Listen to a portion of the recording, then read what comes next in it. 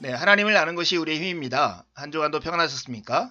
오늘은 내면 세계의 질서와 영적 성장, 이 책의 4장과 5장, 어느 성공한 못난의 이야기와 부름받은 사람의 삶을 나누겠습니다.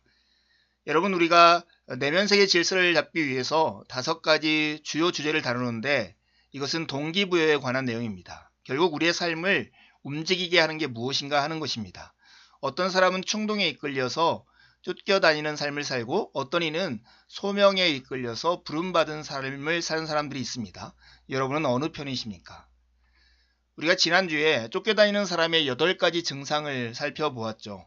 오직 무엇인가 성취했을 때만 만족감을 느끼고 성취를 표시하는 상징에 집착하고 고삐 풀린 팽창욕에 사로잡혀 있고 온전한 인격에는 관심이 없고 성숙한 대인관계를 세우는데 신경을 쓰지 않으며 보통 경쟁심이 강하고 화산처럼 격렬한 분노를 품고 있다고 했습니다.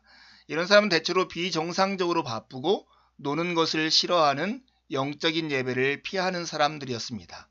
우리는 지난주 이걸 살피면서 주눅 들고 아유 나도 다 이런 사람이 속한데 이렇게 낙심했을지 모릅니다. 그러나 염려하지 마십시오. 오늘 우리가 어떻게 하면 부름받은 삶을 살 수 있는가를 배울 수 있습니다. 왜 수많은 사람들이 쫓겨다니는 삶을 살까요? 그것은 잘했다는 말을 결코 해주지 않는 환경에서 자라나기 때문에 그렇습니다. 인정과 칭찬이 결핍된 환경에서 관심에 굶주린 사람들은 일을 더 많이 하고 성공을 상징하는 부를 더 많이 쌓고 혹은 세상 사람들의 선망의 대상이 됨으로써 자기를 인정하지 않았던 중요한 사람에게 마침내 내 아들아 내 딸아 너는 결코 못난 사람이 아니야. 내가 내 부모라는 것이 정말 자랑스럽구나 라는 말을 듣고 싶어 합니다. 이런 것들이 동기가 되는 것이죠. 왜 수많은 사람들이 쫓겨다닐까요? 두 번째 이유는 어린 시절 체험한 심각한 상실감이나 수치감 때문에 그렇습니다. 상실과 고통 너머에서 폴 트루니에는 지난 수세기 동안의 수많은 세계적인 정치 주자들이 고아였음을 지적합니다. 부모의 친밀한 사랑과 정서적인 밀착이 결핍된 환경에서 자랐기 때문에 많은 군중에 포옹해서 보상적 경험을 추구했을 수도 있다는 것이죠. 그들의 권력을 향한 큰 욕망의 배후에는 단순히 사랑에 대한 욕구가 있을 수 있다라고 분석했습니다. 왜 수많은 사람들이 쫓겨다닐까요? 세 번째 이유는 쫓기는 것이 아예 생활 방식이 된 환경에서 자라났기 때문에 그렇습니다. 그러한 사람들에게는 질서 잡힌 내면 세계 같은 것은 아무 의미도 없습니다. 주의를 기울일 만한 것이 있다면 오직 외부 세계뿐이죠. 그 영역에서는 어떤 것에 대한 비교 평가가 가능하고 공적이 치하되고 실용성이 증명되기 때문입니다. 쫓겨다니는 사람에게도 과연 희망이 있고 과연 그런 사람도 변화될 수 있을까요? 우리가 가지고 있는 질문이잖아요. 물론입니다. 그러한 변화는 쫓겨다니는 사람 스스로가 자신이 부르심에 의해서가 아니라 충동에 의해서 움직이고 있다는 사실을 직시하는 데서 시작됩니다. 그런 발견은 그리스도를 만나 눈부실 정도로 강력한 빛을 받는 데서 비롯됩니다. 12제자들도 발견했듯이 인생에서 한동안 예수님의 말씀을 듣게 되면 쫓기는 삶의 뿌리와 모든 양상들이 모두 폭로되어야 맙니다. 쫓겨다니는 삶을 해결하려면 먼저 우리 자신의 동기와 가치관을 가차없이 파헤치기 시작해야 합니다. 그렇다면 부름받은 사람의 삶은 어떤 삶일까요? 어떻게 하면 부름받은 사람의 삶이 우리 안에서 구축될까요? 부름받은 사람, 쫓겨다니는 사람과 부름받은 사람을 구별하는 자질이 있다면 이와 같습니다. 쫓겨다니는 사람은 성취 중심의 인생 계획을 따라 앞으로 나아가며 허세를 부리고 자신만만해합니다. 그러나 가끔 가장 예기치 못한 순간에 앞길을 가로막는 장애물에 부딪히면 쉽게 무너지기도 합니다. 반면에 부름받은 사람은 내공의 힘을 가지고 있는데 그것은 외부로부터의 어떠한 타격에도 굴하지 않는 인내와 힘입니다. 여러분은 어떤 사람이 되기를 원하십니까? 부름받은 사람의 대표적인 인물, 성경에 제시된 인물은 아마 세례 요한일 것입니다. 세례 요한을 통해서 배우는 부름받은 사람들의 4가지 특징이 있습니다. 특별히 요한복음 3장 27절 30절 말씀을 우리 함께 읽어볼까요? 요한이 대답하여 이르되 만일 하늘에서 주신 바 아니면 사람이 아무것도 받을 수 없느니라. 내가 말한 바 나는 그리스도가 아니요 그의 앞에 보내심을 받은 자라고 한 것을 증언할 자가 너희니라.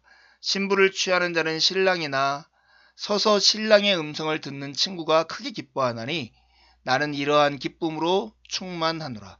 그는 흥하여야 하겠고 나는 쇠하여야 하리라 하니라. 이 말씀을 통해서 우리는 4가지 세례 요한에게서 배우는 부름받은 사람의 특징을 찾을 수 있습니다. 청지기의식, 정체성 인식, 자신의 역할에 대한 올바른 관점, 내보냄의 원리, 이 4가지죠. 부름받은 사람의 첫 번째 특징은 청지기의식이 있는 것입니다. 부름받은 사람은 자신이 청지기임을 알고 있습니다. 사울은 자신이 이스라엘 왕권을 소유했으며 그 왕권으로 원하는 것을 무엇이나 할 수 있다라고 믿었습니다. 그러나 요한은 그리스도께서 오셔서 무리를 사로잡았을 때 요한은 그들을 그분께 돌려드리는 것이 너무나 기쁠 뿐이었습니다. 요한의 청지기의식은 오늘날 우리에게도 중요한 원리를 제공해 줍니다.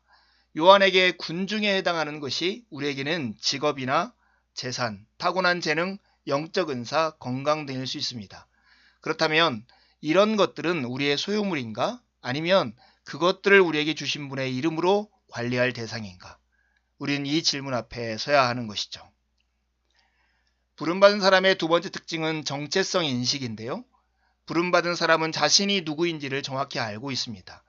자기를 찾아온 방문객들에게 요한이 나는 그리스도가 아니라고 너희에게 몇 번이나 말하지 않았더냐 하고 말했던 것을 우리는 기억할 것입니다. 자신이 어떤 존재가 아니라는 것을 아는 것은 자신을 아는 출발점입니다. 요한은 자기 자신의 정체성에 대한 환상에 빠지지 않았습니다. 내면 세계가 무질서한 사람은 자기의 정체성을 혼동하는 경향이 있습니다. 그들은 점점 역할과 사람을 분리해서 생각하지 못하게 됩니다. 자신이 하는 일과 자신이 누구인가 하는 것을 구별하지 못하는 것입니다. 지위로서 인격을 판단하는 오류를 겪는 것이죠. 여러분은 어떻습니까? 부름받은 사람의 세 번째 특징은 역할에 대한 올바른 관점, 자기 역할에 대한 올바른 관점을 가지고 있다는 것입니다. 부름받은 사람은 흔들리지 않는 목적의식을 갖고 있다는 말이죠. 나사렛에 온 사람의 인기가 날로 높아가고 있는데 대해 어떻게 생각하느냐고 묻는 사람들에게 세례 요한은 자신을 신랑의 들러리 역할을 하는 친구로 비유했습니다. 요한의 비유대로 그는 그저 그분의 들러리가 되기로 헌신했을 뿐이지 다른 어떤 존재도 되려 하지 않았습니다. 바로 그것이 요한이 부름받은 목적이었고 요한에게 그것을 넘어서려는 욕구는 전혀 없었습니다. 많은 무리들이 그리스도께 향하는 것을 보는 것이야말로 요한이 받을 보상의 전부였습니다.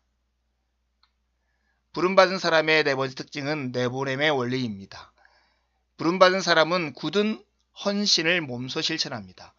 요한은 부름받은 사람으로서 자기 수중에 있는 무언가를 내보내야 한다는 것을 잘 알고 있었습니다. 부름받은 자는 그는 청지기이며 그는 자기가 누구인지 알며 그는 목적의식이 투철하기에 뒤로 한 발자국 물러나서 손을 놓아야 할 때를 미리 내다보면서 살았습니다. 쫓아다니는 사람은 요한과 같이 말할 수 없습니다. 그는 계속해서 더 많이 주목받고 더 많은 권력과 물질을 모아야 하기 때문입니다. 그는 흥하여야겠고 나는 쇠하여야 하리니. 부름받은 사람 세례 요한.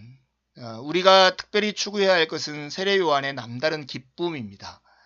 사울왕의 생애와 세례 요한의 생애는 달라도 얼마나 달랐는지 모릅니다. 사울왕의 생애는 황금세장을 지키려고 애썼지만 실패하고 말았고 세례 요한의 생애는 광야에서의 삶과 섬김의 기회를 기뻐했고 결국 승리했습니다. 요한이 느꼈던 기쁨은 소위 현대판 행복, 만사형통할 때 느끼는 기분 좋은 상태와 매우 다릅니다. 다른 사람들은 요한이 실패자로 인생을 끝날까봐 초조해야 할 것이라고 생각했으나 실제로 자신을 따르는 군중이 떠나고 있음에도 불구하고 요한이 실로 만족해하는 것을 우리는 보게 됩니다. 어떻게 하면 우리는 부름받은 사람이 될 수 있을까요? 거기는 광야에서 그 비밀을 찾을 수 있습니다. 광야는 내면 세계가 질서가 잡히는 현장입니다. 가장 보잘것없는 광야에 있던 미미한 존재 요한에게 하나님의 말씀이 임한 것입니다. 왜 광야였을까요? 그것은 아마 너무 분주하고 시끄럽게 자기 중심주의에 사로잡혀 있는 도시에서는 쉽게 포착할 수 없는 것들을 광야에서 듣고 깊이 생각할 수 있기 때문일 것입니다. 우리가 고통 가운데 하나님의 부르심에 귀를 기울이기만 하면 위대한 교훈을 배울 수 있는 곳이 바로 광야라는 사실 말입니다. 광야에서 우리는 메마름에 대해서 배우고 광야에서 우리는 하나님께 의지하는 법을 배웁니다. 여러분, 무엇이 여러분을 움직이십니까? 사울이 될 것인지 요한이 될 것인지 우리는 매일 고민하고 씨름해야 합니다. 사울과 요한 그리고 성공한 못난이가 우리에게 가르쳐준 교훈은 무엇일까요? 그들이 주는 메시지는 매우 명백합니다. 당신을 움직이는 것이 무엇인가? 당신은 왜 그 모든 일을 하고 있는가? 그 일을 통해서 무엇을 얻기 원하는가? 그리고 그 모든 것을 전부 빼앗긴다면 어떻게 반응하겠는가? 우리는 내면 세계를 들여다볼 때마다 사울이 될 것인지 아니면 요한이 될 것인지 매일 씨름해야 하는 것입니다. 여러분, 우리가 질서 잡힌 내면 세계를 가질 때 우리는 영적으로 성장합니다. 그 첫 번째 단계에서 우리는 동기부여를 살펴봤는데 확실한 질문은 이것입니다. 무엇이 여러분의 삶을 움직입니까? 두 가지 질문을 하고 마치겠습니다. 세례 요한에서 배우는 부름받은 사람의 네 가지 특징은 무엇입니까? 적용을 위한 질문입니다. 당신의 내면 세계가 질서를 잡는 광야를 지내왔다면 언제 어떠한 과정을 통해서였습니까?